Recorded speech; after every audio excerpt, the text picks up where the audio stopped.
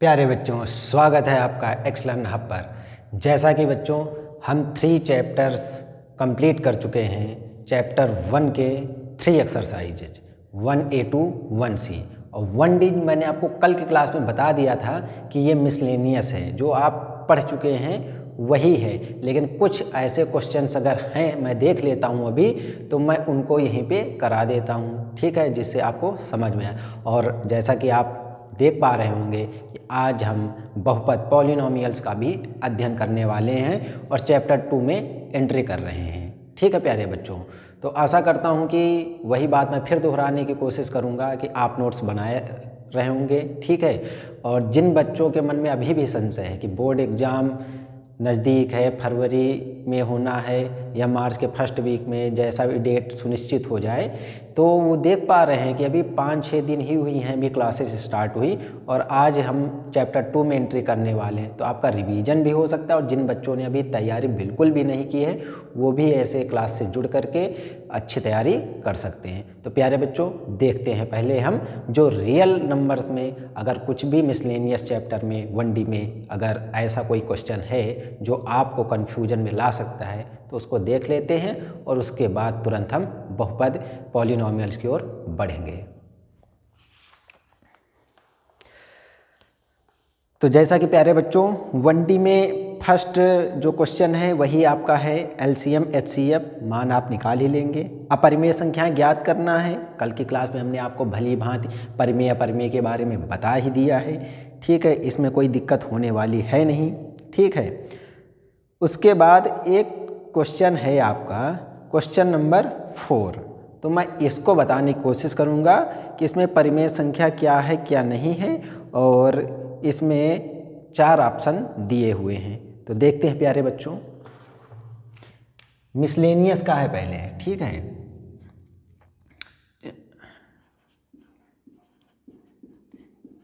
अध्याय वही है आपका रियल नंबर्स का 1D, ठीक है। और बुक में ये क्वेश्चन जो है वो है 4 नंबर और 4 ऑप्शन दिए हुए हैं प्यारे बच्चों। मैं आपको बता दे रहा हूँ 4 ऑप्शन कौन से हैं। ए पार्ट है √3/√5, बी पार्ट इसका जो है वो है √5 + √7, और मल्टीपल जब कोई भी अगर वहाँ पे साइन ना दिखे, साइन का मतलब चिन्ह, तो वहाँ पे क्या हम स्थिति मानते हैं, गुणा की स्थिति मानते हैं। और जो ऑप्शन सी है वो √2 × √7 है, और जो ऑप्शन डी है वो √12 है। और पूछ रहा है कि इसमें परिमेय संख्या बताइए, ठीक है, परिमेय संख्या बताइए।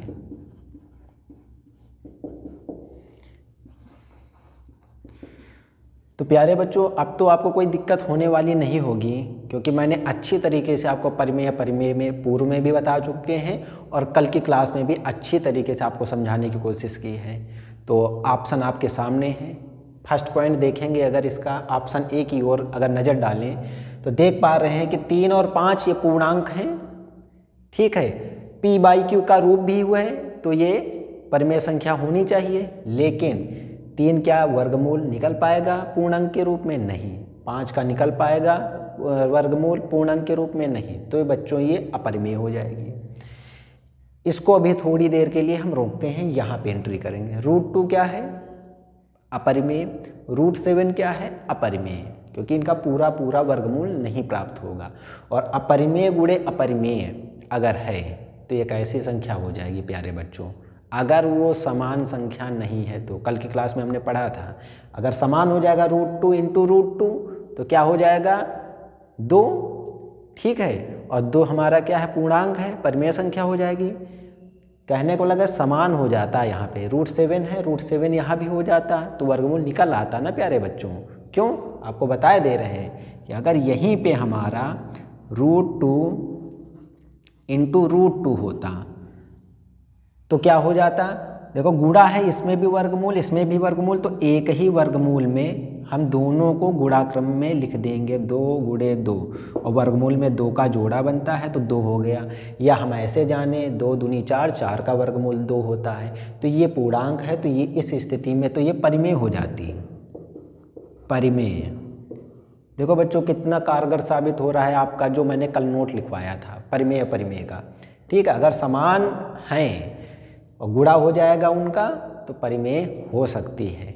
ठीक है, लेकिन यहाँ पे असमान संख्या, असमान अंक लिखे हुए हैं, तो ये क्या है, ये भी अपरिमेय, ये भी अपरिमेय, और अपरिमेय संख्याओं का गुणनफल भी क्या होगा, अपरिमेय संख्या ही प्राप्त होगी। ठीक है, मैं जैसे बोल पा रहा हूँ, अगर आपको लगे कि इसको नोट डाउन करना है तो आप तुरंत इसको नोट कर सकते हैं, मैंने जो बात बोली है। ठीक है, आप वीडियो को पॉज कर सकते हैं या वीडियो को बैक करके भी देख सकते हैं। ठीक है, √12 लिखा हुआ है, तो इसको देखेंगे तो इसको हम क्या लिख सकते हैं प्यारे बच्चों, 4 × 3 या 4 × 3। देख पा रहे हैं 4 का वर्गमूल 2 तो निकल आएगा, लेकिन 3 का नहीं निकलेगा, तो 2√3 बचेगा ना। ये तो 2 तो पूर्ण अंक है, लेकिन √3 हमारा पूर्ण अंक के रूप में प्राप्त नहीं होगा, तो ये भी अपरिमेय हो जाएगी। और हमसे पूछ रहा है प्यारे बच्चों कि परिमेय बताइए, तो अब तो आप तुरंत जान गए कि बी ऑप्शन ही इसका करेक्ट होगा, क्योंकि इसके बारे में बता चुके हैं, इसके बारे में भी बता चुके हैं, इसके बारे में भी बता चुके हैं कि A, C and D options irrational numbers, अपरिमेय संख्याएं। तो ऑप्शन बी इक्वल √5 + √7 इंटू √5 - √7 बराबर परिमेय संख्या। अब कई बच्चों के मन में ये आ रहा होगा कि सर ये कैसे हो, आपने बता दिया, क्योंकि रूट लगा है, यहाँ भी रूट है, दोनों अपरिमेय हैं, अपरिमेय का योग अगर ये है तो अपरिमेय, और अपरिमेय में अपरिमेय सेम संख्या नहीं है, तो ये कैसे हो सकता है। तो प्यारे बच्चों देखो कितना अच्छा यहाँ पे है कि अगर हम ऑप्शंस में अगर हमको बाई चांस ये नहीं आ रहा है तो ये अपरिमेय, ये अपरिमेय, ये अपरिमेय, तो तुरंत हम ऑप्शन बी लगा देंगे, आंसर हमारा करेक्ट हो जाएगा। लेकिन हम इसको जानेंगे कि ये कैसे होगा। तो प्यारे बच्चों देख पा रहे हैं कि ये एक ब्रैकेट है और ये एक ब्रैकेट, दोनों ब्रैकेट्स में हमारे समान पद लिखे हुए हैं, केवल बीच का चिन्ह ही बदला हुआ है। ठीक है, बीच का चिन्ह ही बदला हुआ है, ये प्लस का है और ये माइनस का है। तो अभी आगे की क्लास में प्यारे बच्चों हम आपको कुछ फार्मूलास लिखवाएंगे, लेकिन यहाँ पे अभी आपको केवल समझा दे रहे हैं कि यहाँ पे क्या स्थिति बनेगी। देख पा रहे हैं कि दोनों ब्रैकेट्स में समान पद हैं, देखो √5 √5 √7 केवल बीच के चिन्ह ही बदले हुए हैं, एक प्लस एक माइनस है। तो यह स्थिति बनती है, अगर हम इसको A मान लें, इसको B मान लें, तो ये हमारा A हो जाएगा, क्यों, क्योंकि वही हमारा मान है, और ये हो जाएगा B, और ये प्लस का है तो प्लस, ये माइनस है माइनस। ठीक है, इसको अगर हम माना कर दें तो ठीक है, तो देख पा रहे हैं A + B A - B, अगर ऐसी स्थिति आ रही तो प्यारे बच्चों उसका मान फार्मूला से क्या होता है, पहले का वर्ग माइनस दूसरे का वर्ग। और देख पा रहे हैं पहला हमारा पद क्या है, √5, तो इसका स्क्वायर करेंगे, और -√7 इसका स्क्वायर करेंगे। और प्यारे बच्चों अगर वर्गमूल है, घात 2 लगी है, तो उसका वर्गमूल हट जाता है, तो पद हमारा जो अंदर लिखा हो मान वही प्राप्त होगा, माइनस वर्गमूल है, घात 2 है, तो ये वर्गमूल घात हट जाएगी, तो 7 बचेगा। अब प्यारे बच्चों देख रहे हैं कि कौन मान बड़ा है, 5 और 7 में, 5 - 7 में नहीं पूछ रहे हैं, 5 और 7 में। अगर 5 - 7 में कहें तो हमने पहले बता दिया है कि माइनस में चाहे जितनी बड़ी संख्या लिखी हो वह छोटी ही होगी धनात्मक संख्या से। तो 5 और 7 में बड़ा कौन है, अगर ऐसे देखें तो 7 है, तो इसके आगे का चिन्ह लगा लेंगे, और 5 में 7 घटाओ या 7 में 5 घटा के हम देख लें, ठीक है, तो उसका मान 2 प्राप्त हो जाएगा। समझाने के लिए आपको हम बता रहे हैं, ठीक है। तो -2, और -2 हमारा क्या है प्यारे बच्चों, बता सकते हैं आप, पूर्ण अंक ही है हमारा, क्योंकि मैंने पूर्ण अंक के बारे में आपको पहले लिखवा भी दिया है जब हम रियल नंबर से स्टार्ट कर रहे थे, क्योंकि हमें पता था कि आपकी ये क्लासेस जब आगे बढ़ेंगी तो वहाँ कहीं ना कहीं आपको ये समझने में कठिनाई कर सकती हैं, तो इसलिए हमने पहले ही बता दिया है। -2 क्या है हमारा? परिमेय संख्या। ठीक है, आशा करता हूँ ये समझ में आ गया होगा। आगे बढ़ते हैं। एक क्वेश्चन इसका 8वां है, उसको भी देख लेते हैं। ठीक है, मैं वो क्वेश्चन इसमें प्यारे बच्चों करा रहा हूँ कि जो आपको समझने में कठिनाई हो सकती है। ठीक है, बाकी वही जो आप पहले पढ़ चुके हैं।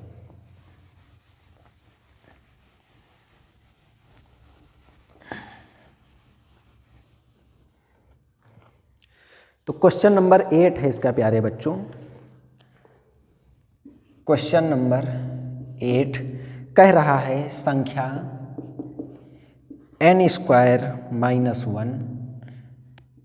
8 से विभाज्य है या होती है यदि n है 1।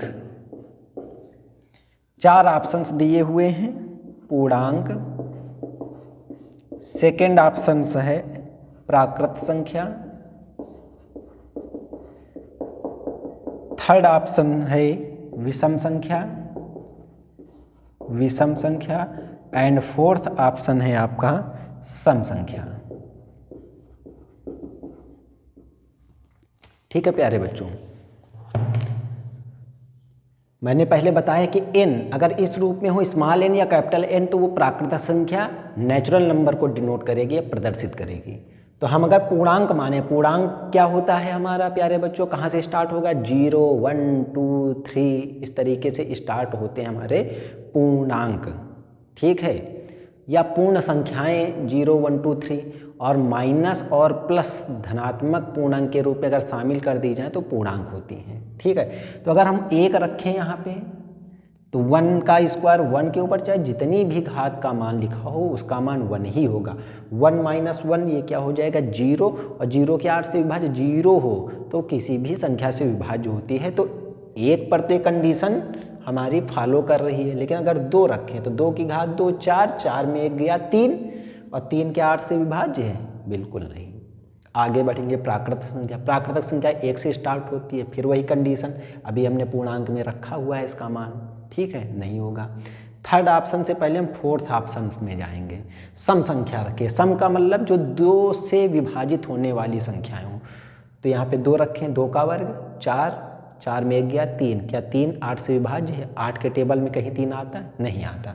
2 यहाँ पे अगर हम 3 रखें, 3 का वर्ग 9, 3 क्या 9 होता है? 9 में 1 गया 8, 8 तो 8 से विभाज्य है। आगे रखते हैं 4 रखते हैं, 4 का वर्ग 4 गुणे 4 16, 16 में 1 गया 15, 15 क्या विभाज्य? नहीं। कहने का मतलब जब हम इनके मान 1 2 3 डॉट डॉट के रूप में रखें हम, ठीक है, इन ऑप्शंस के हिसाब से, तो प्रत्येक मान पर वो कंडीशंस फॉलो होनी चाहिए। ठीक है, हम थर्ड ऑप्शन की ओर अगर हम देखें,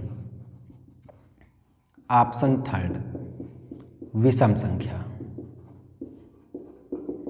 ये आपका करेक्ट होगा। विषम संख्याएं क्या होती हैं? वे संख्याएं जो 2 से ना विभाजित हों। देखें तो देख पा रहे हैं n² - 1। ठीक, विषम संख्या, पहली विषम संख्या 1 रखें, 1 का वर्ग 1, 1 में 1 गया 0, 0 प्रत्येक संख्या से विभाज्य होती है, इसलिए 8 से भी वो विभाज्य होगी। यहाँ पे अब 2 नहीं रखेंगे, क्यों? क्योंकि 2 सम संख्या हो जाएगी। 3 रखो, 3 का वर्ग 9, 9 में 1 गया 8, 8 8 से विभाज्य है। ठीक है, 4 रखें? नहीं, क्यों? सम हो जाएगी। 5 रखेंगे, 5 का वर्ग 25, 5 25, 25 में 1 गया 24, और 24 क्या हो जाएगी?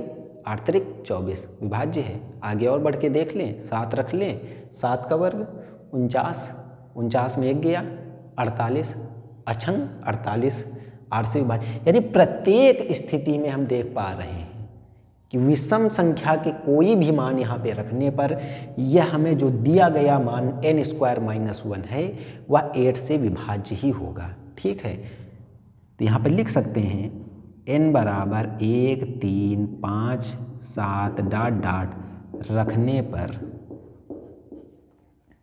प्राप्त संख्या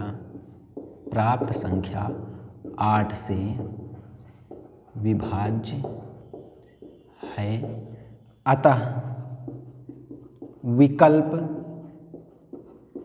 थर्ड सही होगा या सही है। कैसे मैंने बता दिया है, आप रख सकते हैं इनका मान, अगर साइड में देखना चाहें देख लें। इनका मान 1 रखेंगे तो n स्क्वायर माइनस 1 n बराबर 1 2 3 2 नहीं, क्योंकि ये सम हो जाएगा 135.7 रखने पर। तो 1 का स्क्वायर 0, 8 से विभाज्य है, 8 से विभाज्य है। ठीक है प्यारे बच्चों, 3 रखेंगे, ठीक है, तो यहीं पे रखेंगे मान। 3 का स्क्वायर माइनस 1 बराबर 9 में 1 गया 8 और 8 से विभाज्य होगा। ठीक है, 5 रखें, 5 का स्क्वायर माइनस 1 24 हुआ और 24 8 से विभाज्य होगा। प्रत्येक कंडीशन इसमें फॉलो हो रही विषम संख्या। तो आ गया होगा समझ में आपको। आगे देखते हैं।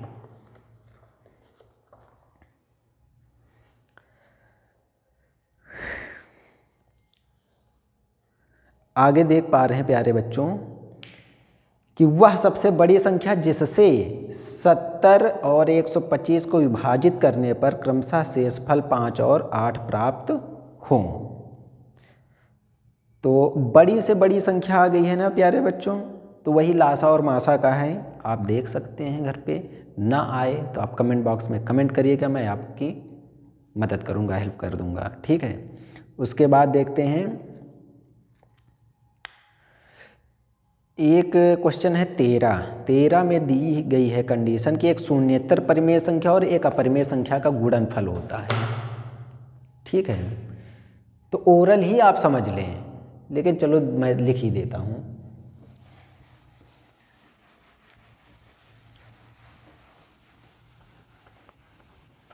ओरल का मतलब प्यारे बच्चों मौखिक रूप से मैं बताने की कोशिश कर रहा था, लेकिन इसमें भाषा दी हुई है, तो अब भाषा को समझने में प्यारे बच्चों आप लोगों को कठिनाई होती है, इसलिए मैं आपको लिख के बता देता हूँ कि क्वेश्चन नंबर 13 क्या है। कह रहा है एक शून्येतर परिमेय संख्या और एक अपरिमेय संख्या का गुणनफल होता है। 4 ऑप्शंस दिए हैं प्यारे बच्चों। पेपर में अगर आएगा एग्जाम में तो आपको चारों ऑप्शंस नहीं लिखना है, डायरेक्ट आपको क्या लिखना है, क्वेश्चन नंबर 13। इसको भली भांति पढ़ेंगे, जो ऑप्शन आपको करेक्ट लग रहा होगा डायरेक्ट लिख लेंगे। जैसे हमें लग रहा है कि इसका विकल्प ए सही है, इसमें लिखा है सदैव अपरिमेय संख्या, बस यही आपका हो गया फाइनल। कैसे होगा देखें। शून्येतर परिमेय संख्या, शून्य को छोड़कर कोई भी संख्या परिमेय हम लिखना चाहें तो प्राकृत संख्या ही हो जाएगी, क्योंकि जो शून्य को शामिल करेंगे तो प्यारे बच्चों को पूर्ण संख्या के रूप में प्रदर्शित होने लगेगी। तो कोई भी परिमेय संख्या हम मान लें, और अपरिमेय से अगर हम गुणन करेंगे तो परिमेय और गुणे अपरिमेय क्या हो जाएगा, अपरिमेय ही तो प्राप्त होगा। जैसा हम कल नोट्स हम आपको लिखवाए थे तो आप समझ गए होंगे, समझ में आ गया आपको। आगे देखते हैं।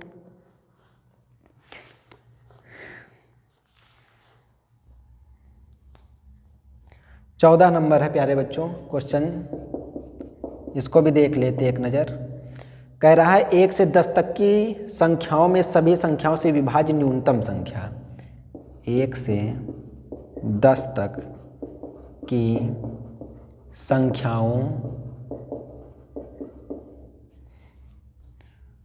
दोनों सम्मिलित हैं, दोनों सम्मिलित हैं, में से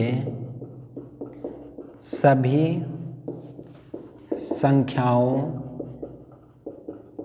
से विभाज्य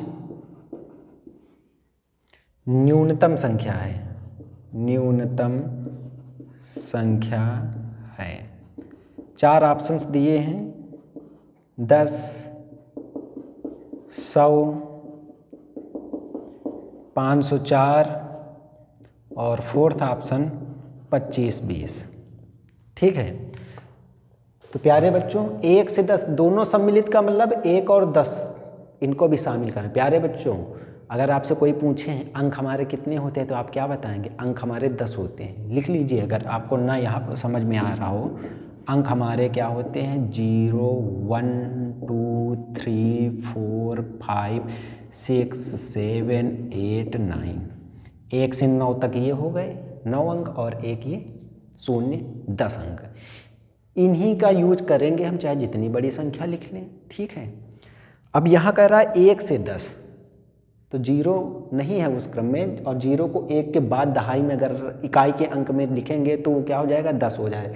तो कहने मतलब 1 से 10 तक की संख्याओं, 1 और 10 को भी शामिल करना है क्योंकि लिखा है दोनों सम्मिलित में से सभी संख्याओं से विभाजित न्यूनतम संख्या है। तो आपको कुछ भी यहाँ पे करने की ज़रूरत नहीं है। डायरेक्ट हम क्या करेंगे? 1 से 10 तक, 1 तो सभी को विभाजित करता है, 10 से विभाजित होने के लिए हम क्या देखते हैं? अंतिम अंक 0 होना चाहिए। ये 0 है, ये 0 है, ये 0 है, इसका अंतिम अंक प्यारे बच्चों 0 है नहीं, तो ये तो पहले ही हट गया। बचे 3 ऑप्शन। क्यों? विभाजकता का नियम यहाँ पे देखो आपको कितना अच्छा समझ में अगर पहली क्लास में आ गया होगा तो यहाँ पे देखो कितना कारगर साबित हो रहा है। ठीक है, 10 से, क्योंकि दोनों सम्मिलित हैं तो 10 से हम अगर विभाजितता का नियम देखें तो क्या है? अंतिम अंक 0 है, तो इनमें तो अंतिम अंक 0 है तो 10 से विभाजित होगी, लेकिन इसमें अंतिम अंक 0 नहीं, तो ये 10 से विभाजित नहीं होगी, तो इसको हटा देंगे। अब यहाँ पे देखेंगे 2, क्योंकि 1 से 10 कह रहा है ना, तो 1 2 3 4 5 6 7 8 9 10 प्रत्येक से ना, तो 2 से इसको विभाजित करेगा, इसको भी विभाजित करेगा, इसको भी विभाजित करेगा। क्यों? क्योंकि 2 से विभाजकता का नियम क्या है? अंतिम अंक 0 2 4 6 8 यानी 2 के गुणज में हो या 2 से पूर्णतः विभाजित हो। 3 से देखेंगे अब प्यारे बच्चों, तो 3 क्या है? इसको विभाजित करेगा, दोनों अंकों का योग करें, 1 + 0 1, 3 से नहीं ये डिवाइड होगा, 1 में 0 + 0 करेंगे 1 ही आएगा, तो ये भी कंडीशन हमारी अनफॉलो होती है। ये बचा, डायरेक्ट लिख दें, कोई ज़रूरत नहीं इसमें विभाजकता का नियम लगा लेंगे। फिर भी अगर आप चाहते हैं तो देख सकते, क्यों 4 ऑप्शन में 3 कट गए तो एक ऑप्शन जो बचा वही आपका आंसर होगा। तो यहाँ पे हम सोल्यूशन में डायरेक्ट आप लिखेंगे, क्योंकि ऑप्शंस हैं तो डायरेक्ट लिखेंगे। ऑप्शन 4 25-20 करेक्ट होगा। कैसे? देख लिया, 10 से विभाजित है, 1 से सभी संख्याएँ विभाजित होती हैं, 5 2 7 2 9, और किसी भी संख्या में 0 जोड़े या घटाएं तो क्या होगा? वही संख्या प्राप्त होती है। 3 से विभाजकता नियम सभी को जोड़ेंगे, 9 आ रहा है 3 से विभाजित होगा। 4 से अंतिम 2 अंक में डिवाइड कराएं, 4 पंचे 20, पूरी संख्या 4 से डिवाइड होगी। 5 से 0 अंतिम अंक 0 या 5 हो। 6 से विभाजकता का नियम, 2 3 से कटनी चाहिए, 2 से विभाजित है 3 से भी है, समझ में आ रहा होगा। 7 से डायरेक्ट काटो, 7 × 21, 4 बचा, 4 और 2 42, 7 छंग 42, 7 0 0 कैंसिल आउट हुआ। 8 से 8 × 24, 1 बचा, 8 के 8 4 बचा, 8 5 40। 9 से 5 2 7 2 9, क्योंकि 9 से विभाजकता का नियम ही है कि सभी संख्याओं के अंकों का योग या संख्या के सभी अंकों का योग 9 से विभाजित होना चाहिए। ठीक है, तो समझ गए होंगे आप। कोशिश करिएगा इसके और भी क्वेश्चन करने के। कोई दिक्कत आ रही हो, परेशानी आ रही हो किसी भी क्वेश्चन में, तो आप उसको कमेंट में लिख के बता सकते हैं। अब हम एंट्री कर रहे हैं नेक्स्ट चैप्टर बहुपद में। तो प्यारे बच्चों आप देख सकते हैं बहुपद पॉलिनोमियल्स, जैसा कि भाषा में ये सब कुछ छिपा होता है, केवल हम समझ नहीं पाते हैं कि प्यारे बच्चों कि ये कह क्या रहा है। बहुपद, बहु का मतलब ये क्या है? अधिक, और पद का मतलब पदों की संख्या के रूप में हम जानेंगे। तो 1 से अधिक पदों की संख्या या 2 या 2 से अधिक पद के रूप में लिखे हों तो बहुपद होंगे। लेकिन बहुपद उनको किस रूप में कहेंगे? क्योंकि इनके कई सारे टाइप्स हैं, प्रकार हैं। रैखिक बहुपद है, एक घातीय बहुपद है, द्विघातीय बहुपद है, त्रिघातीय बहुपद है, चतुर्थ घातीय बहुपद है, इसी प्रकार से आगे। ठीक है, तो पहले जानेंगे बहुपद क्या है।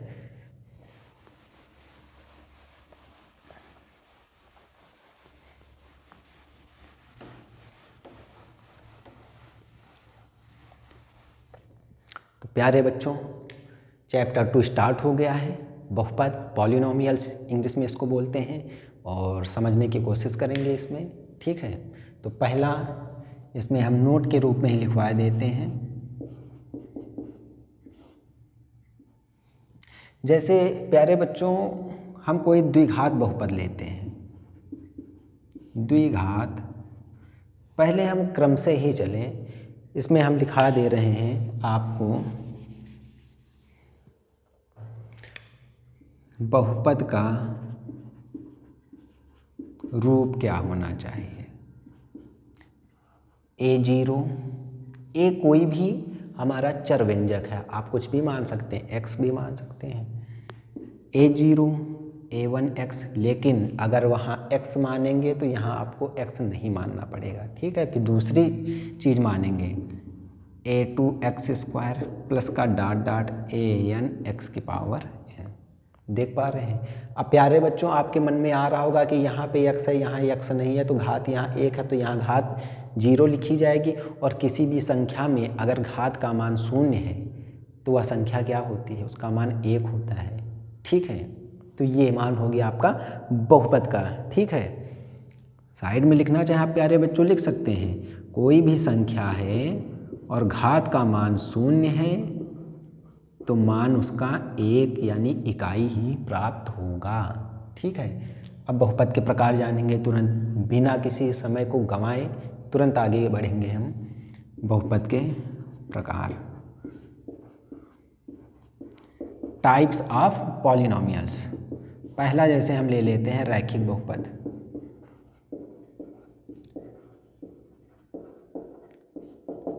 रैखिक बहुपद, रैखिक बहुपद, इसी को हम प्यारे बच्चों क्या बोल सकते हैं कि कोई भी एक चर राशि वहाँ पर विद्यमान हो, कोई भी हम ले लें, जैसे ax प्लस b का रूप, यानी घात 1 हो, ठीक है। एक पदी का मतलब क्या होता है, उसमें एक ही पद हो, ठीक है। रैखिक के बाद द्विघात बहुपद, ax² plus bx plus c, ये रूप हो गया, ये द्विघात है। इसी तरीके से तृतीय घात हम ले लें, त्रिघात बहुपद,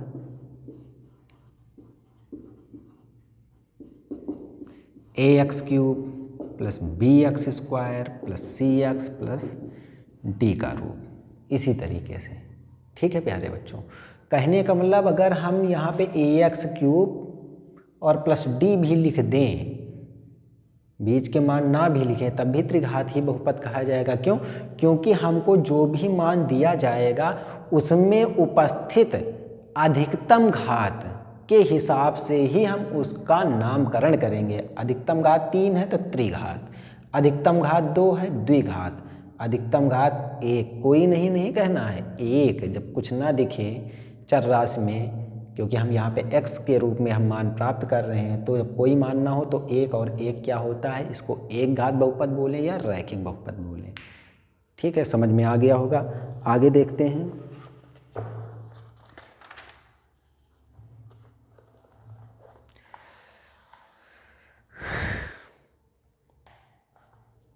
प्यारे बच्चों शून्य बहुपद लिख लो उसको भी, एक शून्य बहुपद, डॉट डॉट इसमें रहेगा चतुर्थ घात बहुपद, ठीक है, पंचघात बहुपद। शून्य बहुपद क्या है,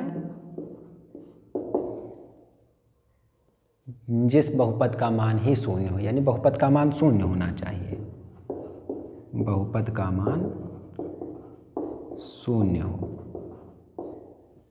शून्य बहुपद हो जाएगा, ठीक है। अब प्यारे बच्चों शून्यकों का मान ज्ञात करना है, और शून्यक हम बता दें आपको शून्यक क्या होते हैं। शून्यक को ही हम फैक्टर बोलते हैं। फैक्टर का मतलब जब हम गुणनखंड करते हैं और जो चर राशि है जो उसके मान प्राप्त होते हैं जिस घात के रूप में वो लिखी होती है। अगर प्यारे बच्चों रैखिक बहुपद है, चर राशि x है, तो यहाँ पे शून्यक की संख्या 1 प्राप्त होगी, x का एक ही मान। यहाँ पे 2 घात है तो शून्यक यहाँ 2 होंगे, यहाँ त्रिघात है, शून्य के यहाँ 3 होंगे। तो शून्य का मतलब ये होता है कि उस जो चर राशि का हम मान निकालेंगे गुणनखंड विधि से, यानी फैक्टराइजेशन करेंगे, उसके गुणनखंड जब हम करेंगे तो जो भी x के मान प्राप्त होंगे तो घात जितनी उतने ही उसके मान भी प्राप्त होने चाहिए। अगर त्रिघात बहुपद है तो हमारे शून्यकों की संख्या 3 होनी चाहिए। तो आइए इसको समझते हैं।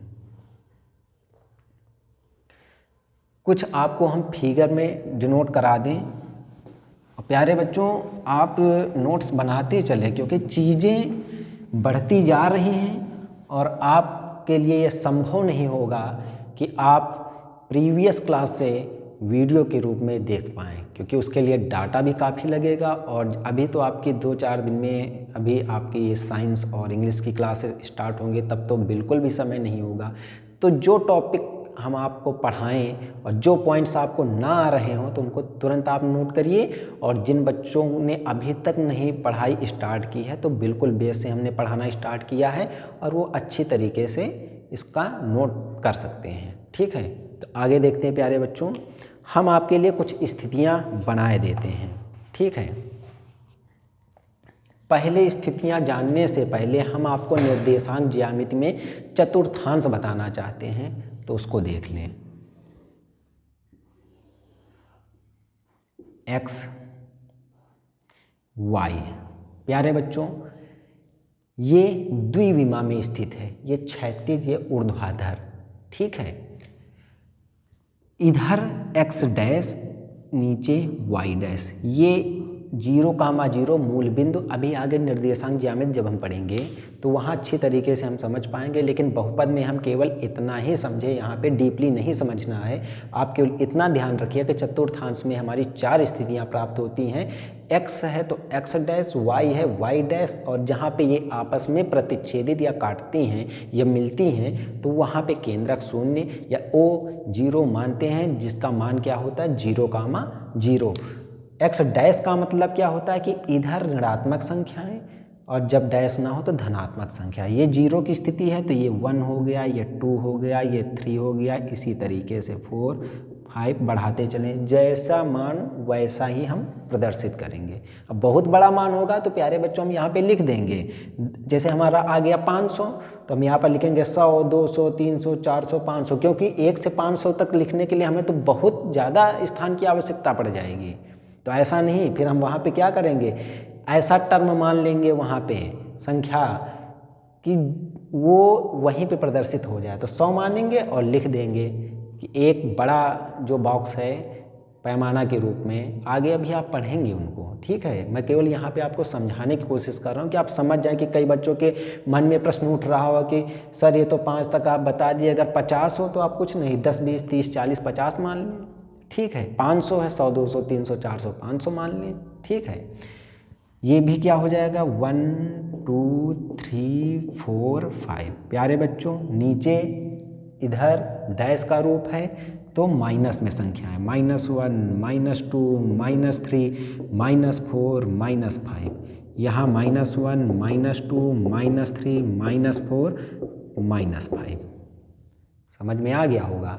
अब ये देख रहे हैं कि इसको बोलते हैं फर्स्ट, पहला चतुर्थांश, प्रथम चतुर्थांश बोले, या इसको हम कह सकते हैं क्वाड्रेटिक फॉर्म में चल रहा है ना ये, तो फर्स्ट हो जाएगा ये। तो प्रथम चतुर्थांश, ये सेकंड चतुर्थांश हो गया, ये थर्ड चतुर्थांश हो गया आपका, और ये हो गया आपका फोर्थ। अब यहाँ पे x पॉजिटिव y पॉजिटिव, तो यहाँ पे प्लस कामा प्लस के रूप में ही मान लिखे होंगे।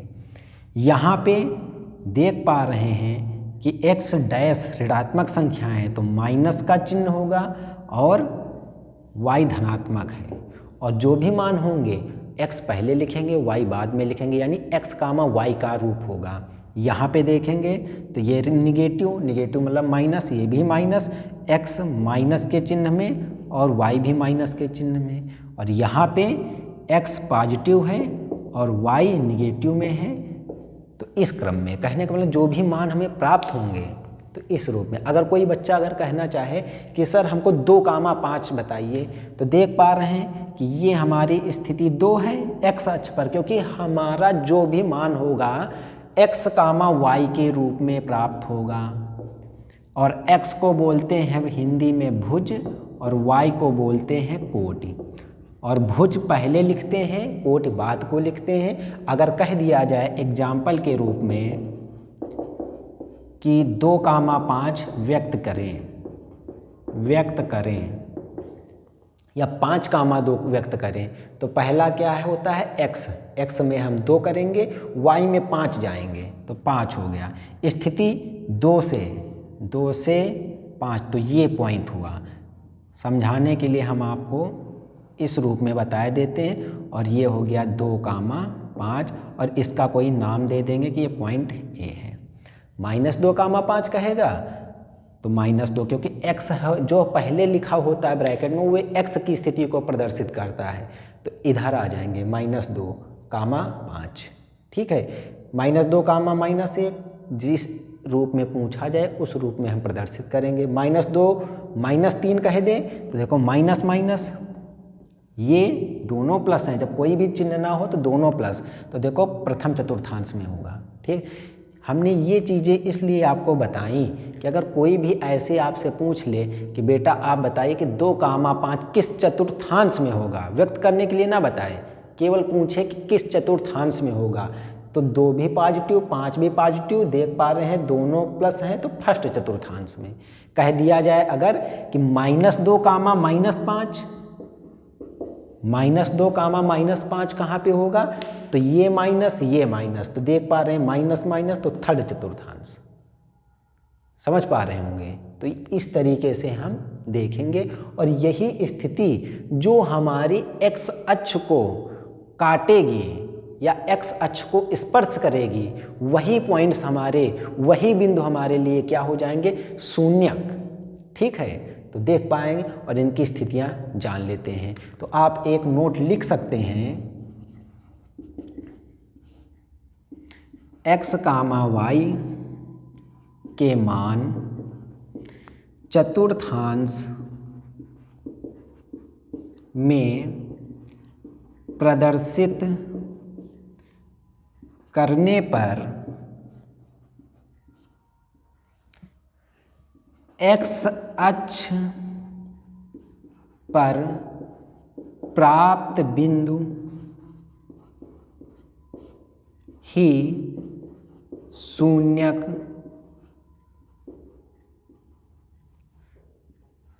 शून्यक होंगे यदि, ऑप्शन इसमें पॉइंट है, यदि बहुपद x चर में प्रदर्शित किया गया हो। ठीक है, तो x अक्ष पर। तो अब इसकी कंडीशंस जान लेते हैं। 1-2 कंडीशंस आपको बताएंगे, फिर चैप्टर में एंट्री कर लेंगे और आपको उसी में समझ में आ जाएगा।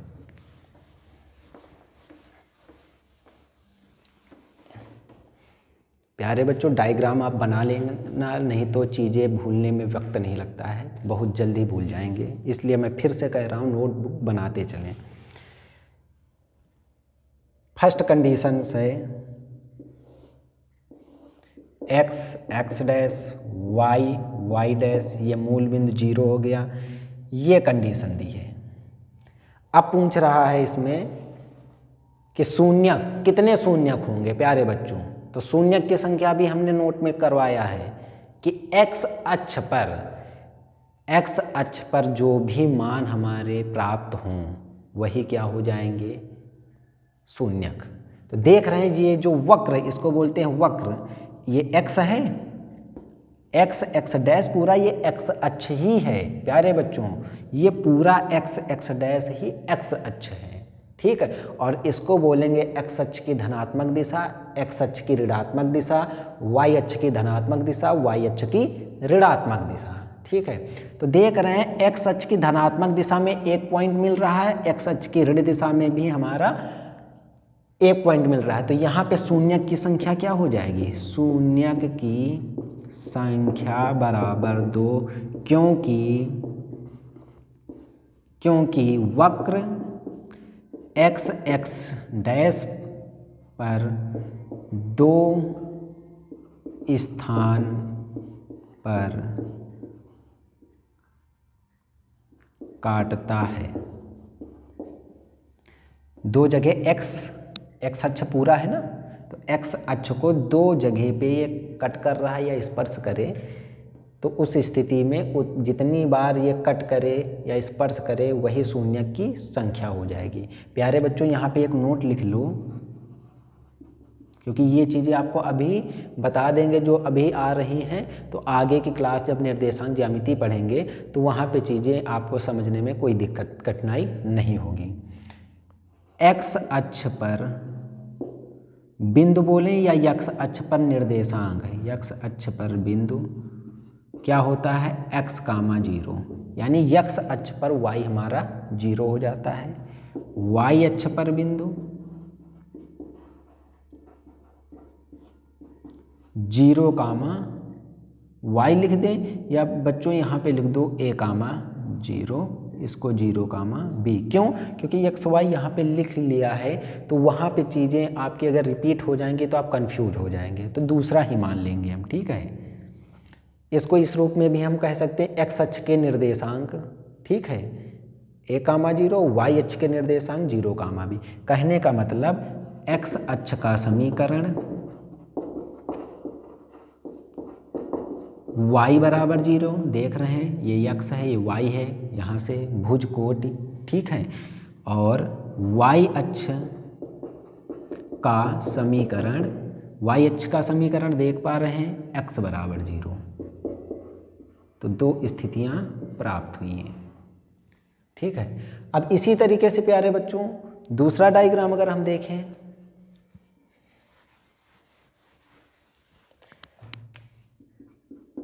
आप स्थितियां जरूर बनाइएगा। इस रूप में दे दिया जाए X Y, X dash Y dash, ये कोई पॉइंट, तो देख पा रहे हैं ये वाई अक्ष पे कट कर रहा है, ये एक्स अक्ष पर कट कर रहा है। तो हमको क्या करना है, एक्स अक्ष पर ही जो मार्क मिले या कट करे तो वही हमारा शून्यक होगा। तो एक्स अक्ष पर 1 कट है तो यहाँ पर शून्यक कितना हो जाएगा, शून्यक की संख्या बराबर 1, इस फिगर के लिए, ठीक है। आगे 1-2 और आपको हम बता दे रहे हैं, फिर सीधे चलते हैं चैप्टर में।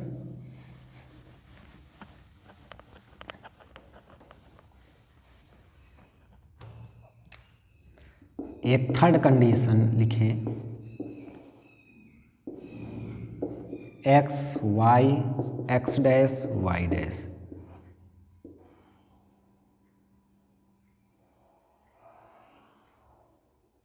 ये प्यारे बच्चों क्या कोई विद्यार्थी बता सकता है कि इसमें शून्यक की संख्या कितनी होगी? तो प्यारे बच्चों हमको शून्यक ज्ञात करना होगा तो हम एक्स अक्ष को ही देखेंगे। तो देख पा रहे हैं एक ये कंडीशन, एक ये तो y पे आ गया ना, एक ये और एक ये, इनके नाम दे देते नहीं तो आप भूल जाएंगे, A B C D। तो लिखेंगे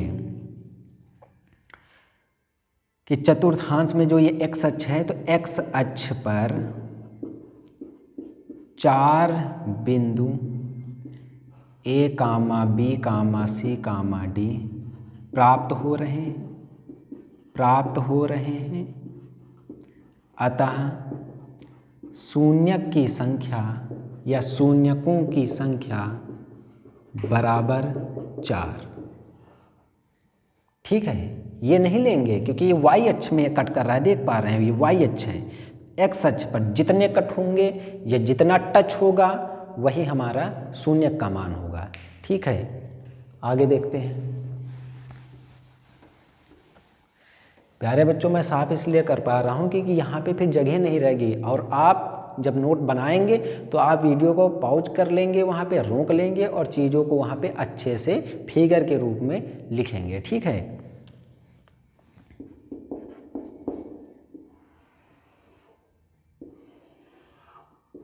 x X dash Y Y dash मूल बिंदु। प्यारे बच्चों, सर्किल वृत्त के रूप में हो जाए तो घबराने की ज़रूरत नहीं है। हम क्या करेंगे, हमको एक्स अक्ष में देखना है। तो एक्स अक्ष हमारा कौन सा हुआ, ये वाला एक्स अक्ष। इस पर एक कट, यहाँ पे कोई नहीं कट है, एक कट ही है। तो ए मानेंगे, बी मानेंगे। तो शून्यक की संख्या या शून्यकों की संख्या यहाँ पे प्यारे बच्चों कितनी हो जाएगी, 2 हो जाएगी। ठीक है, क्योंकि ये टच और ये टच वाई अक्ष में है, वाई अक्ष का नहीं लिखना है। ठीक है, और जितने शून्यक होते हैं वही हमारा बहुपद में होगा। अगर 2 हमारे शून्यक प्राप्त हो रहे हैं तो हमारा द्विघात होगा। 3 शून्यक प्राप्त हो रहे हैं प्यारे बच्चों तो उस कंडीशन में त्रिघात बहुपद होगा। तो चैप्टर में एंट्री करते हैं, देखते हैं।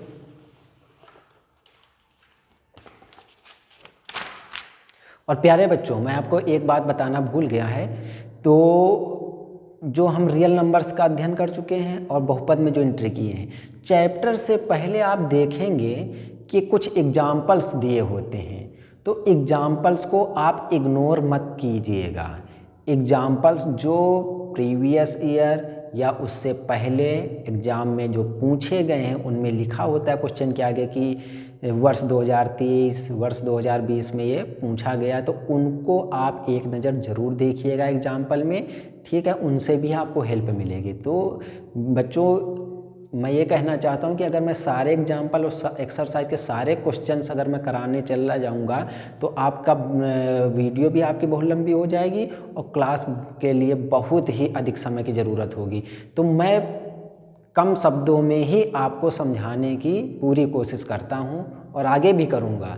लेकिन कोई भी बच्चा मन में उसके किसी तरीके का संशय ना हो कि ये गुरुजी ने नहीं पढ़ाया, क्या पता ये इम्पोर्टेंट है। तो मैं बता रहा हूँ कि कॉन्सेप्ट्स वही होते हैं, बस क्वेश्चन में जो मान होते हैं वो परिवर्तित हो जाते हैं। तो आप एग्जाम्पल में देख लेंगे उनको, चीज़ें वही हैं। मैं आपको बता रहा हूँ चीज़ें वही हैं, केवल आप समझ के ही कीजिएगा। ठीक है, क्योंकि मैं हर चीज़ को बताऊँगा आपको, ऐसा नहीं कि मैं कुछ छोड़ दूँ। वही काम आपको बहुपद में जो मैंने आपको बताया है इसको नोट डाउन करेंगे। उसके बाद 2A में जो हम एंट्री करने जा रहे हैं तो उससे पहले जो एग्जाम्पल उदाहरण दिए गए हैं उनको आप भली बात देखेंगे, समझेंगे। ठीक है, और किसी भी बच्चे को अगर चीज़ को उसमें समझने में कठिनाई समझ में आ रही है तो कमेंट में पूछ लीजिएगा, कोई बात नहीं। लेकिन क्लासेस डेली चल रही हैं, वीकली 5 डेज ही हैं और आप इनसे भागिए मत, अभी से पढ़ना स्टार्ट कीजिए। तो 2A में हम आपको बता दे रहे हैं, 1-2 क्वेश्चन कराएंगे, फिर आगे कल देखेंगे। ठीक है, तो चैप्टर स्टार्ट कर दें। आपका कहने का मतलब ये है।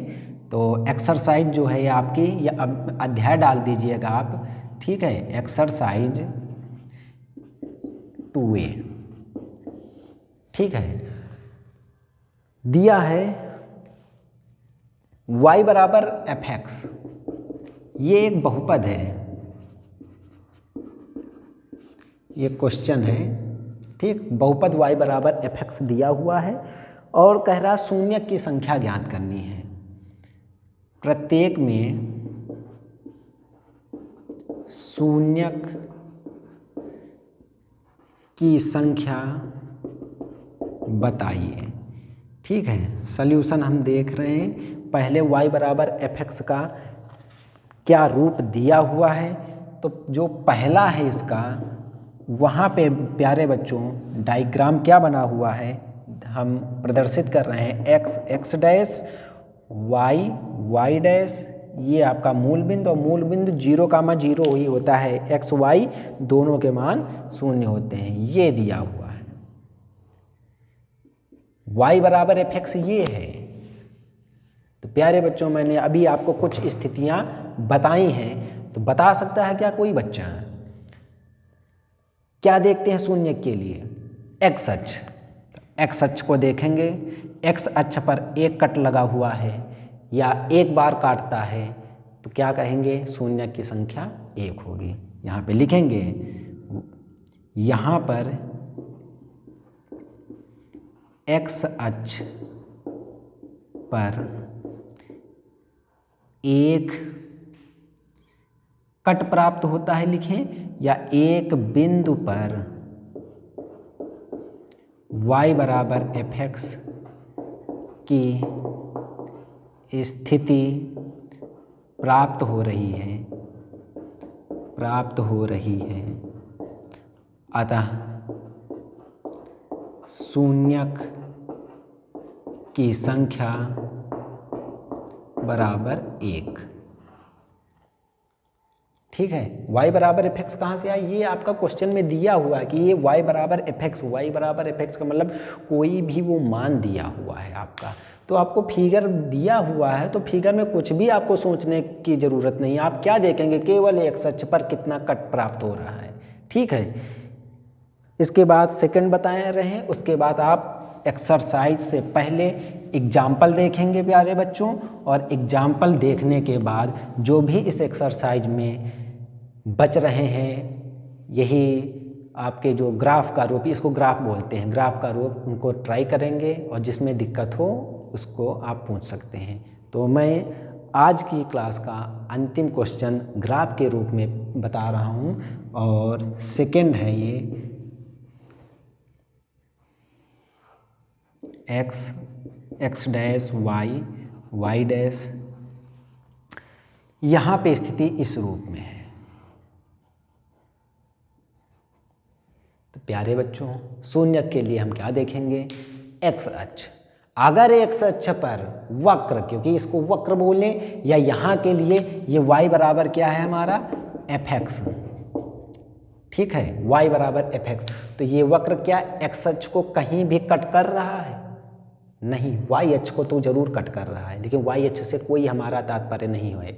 यहाँ पे हम क्या देखेंगे? एक्स अक्ष। तो लिख देंगे यहाँ पे y बराबर एफ एक्स के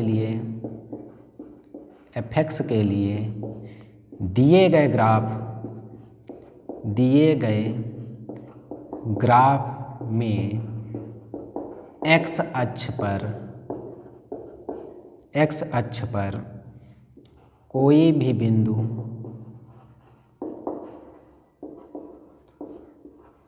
प्राप्त नहीं है, अतः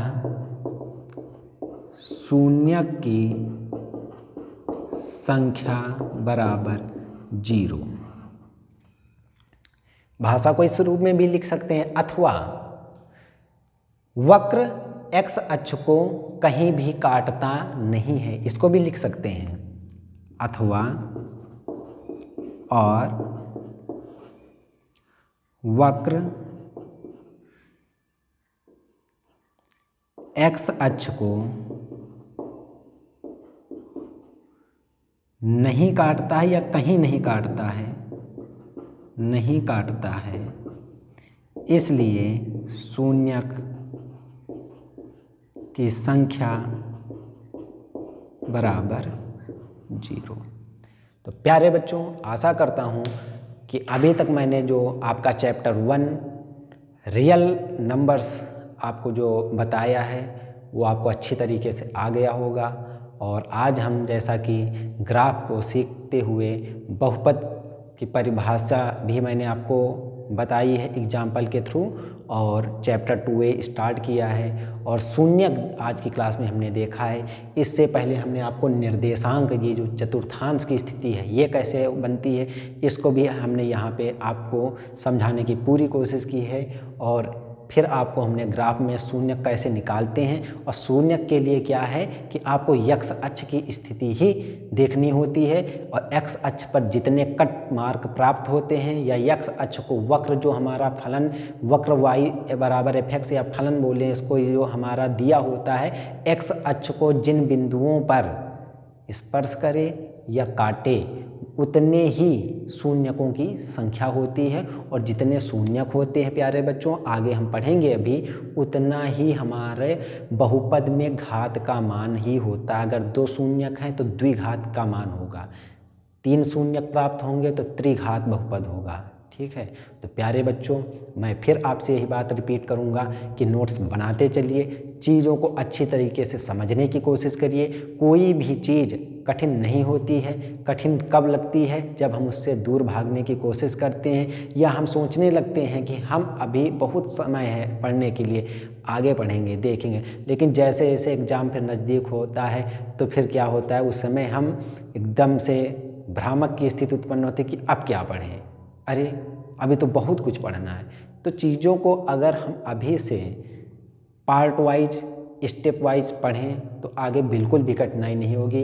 और जिन बच्चों का सिलेबस कई कॉलेजेज में पूरा भी हो चुका होगा, कंप्लीट हो चुका होगा, तो उनके लिए यहाँ रिवीजन एक तरीके से हो रहा है, और कुछ चीज़ें उनके लिए नई भी हो सकती हैं तो उनको नोट डाउन कर सकते हैं। और जिन्होंने अभी तक नोटबुक नहीं बनाई है तो वो बिल्कुल अच्छे तरीके से नोटबुक बना सकते हैं। तो प्यारे बच्चों, आशा करता हूँ आप मेरी बातों को समझ रहे होंगे। ठीक है प्यारे बच्चों, तो आज की क्लास को यहीं पे समाप्त करते हैं, और आप लोग स्वस्थ रहिए, मस्त रहिए, अच्छे से मन लगा कर पढ़िए। थैंक यू प्यारे बच्चों। जय हिंद, जय भारत।